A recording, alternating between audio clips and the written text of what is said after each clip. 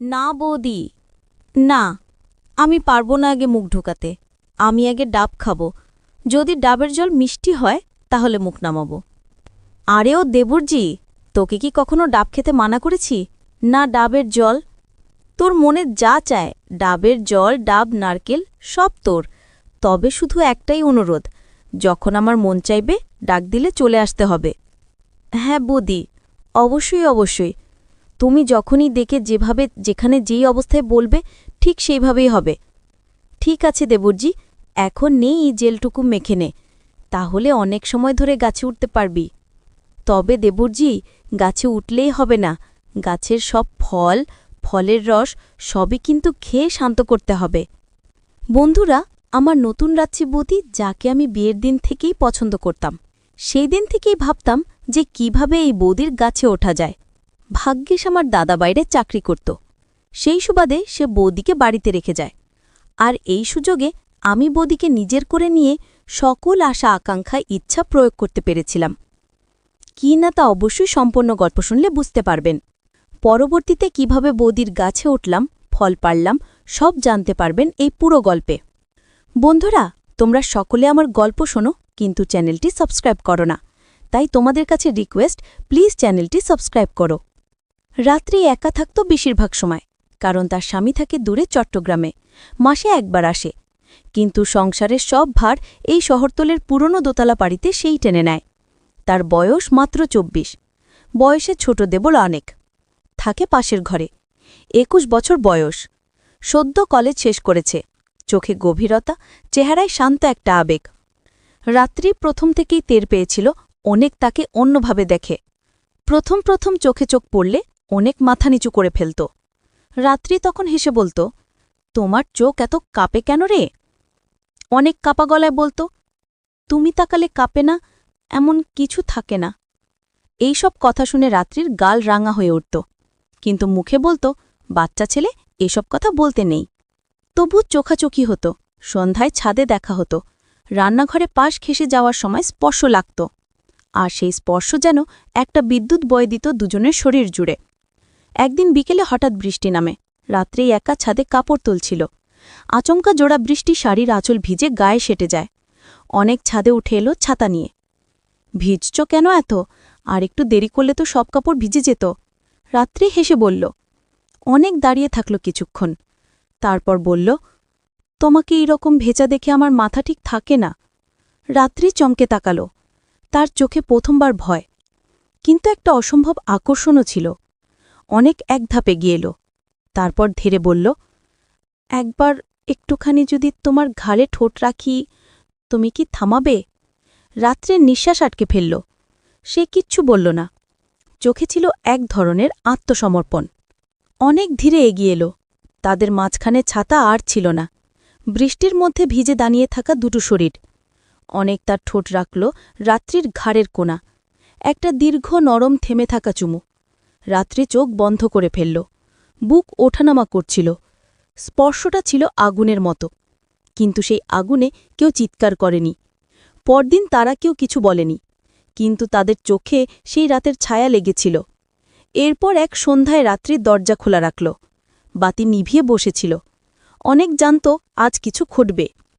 সে ঘরে ঢুকে রাত্রির সামনে এসে দাঁড়ায়।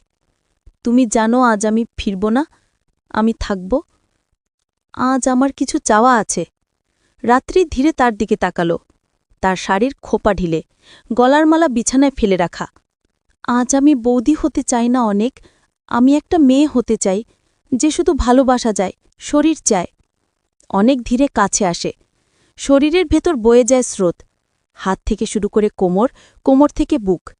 তারা কথা বলেনি, চুমু খেয়েছে, স্পর্শ করেছে, দম নিয়েছে, হারিয়েছে একে অপরের বন্ধে। চাঁদের আলো বিছানায় লেগেছিল, আর বিছানায় ছিল দুজন মানুষ, যারা কোনো সম্পর্কের নামের ভেতর ছিল না, শুধু ছিল নিঃশ্বাসে লেখা প্রেম। গধূলির মতো হালকা, গাঢ় ধূসর অপরাধে মোড়ানো, অথচ অপূর্ব। সকালে রাত্রি আয়নার সামনে দাঁড়িয়েছিল, ঘাড়ে অনেকের চুম্বনের দাগ, কোমরে আঁচড়ের চিহ্ন। সে হেসে ফেলে। এই হাসি অপরাধ বোধের নয়, এটা ছিল এক ধরনের স্বীকৃতি। সে ভালোবেসেছে, শরীর দিয়ে, মন দিয়ে। যদিও সে জানে এই ভালোবাসা তার কোনোদিন থাকবে না। রাত্রি আর অনেকের সেই রাতটা ঘুরপাক খেতে থাকে, রান্নাঘরের কোণে, বারান্দায়, সব জায়গায়। ধীরে ধীরে তাদের মনের গোপন দ্বন্দ্ব বাড়তে থাকে। তারা জানে ভালোবাসাটা সমাজের চোখে অপরাধ, কিন্তু থামতে পারে না। এক বিকেলে অনেক ফিরে আসে কলেজ থেকে, ক্লান্ত। দুপুরের রোদ গায়ে ঝলসাচ্ছে। সে খোলা দরজায় এসে বসে। রাত্রি গরম চা নিয়ে আসে, ছুঁড়ে দেয় না, সরাসরি হাতে ধরায়। তুমি আজ বেশ ক্লান্ত। দেখছ রাত্রির চোখে স্নেহ? তোমার হাতে একটু শক্তি লাগে। অনেক বলে সে হাতটাকে বুধ করে ধরে রাখে নিঃশব্দে। রাত্রির ঘরে এক মৃদু বাতাস বইছে। অনেক ধীরে ধীরে পার গলায় থাকা শাল খুলে দেয়। এই শীতের রাতগুলোতে আমার সবচেয়ে বেশি দরকার তোমার কাছে থাকা, রাত্রি বলে।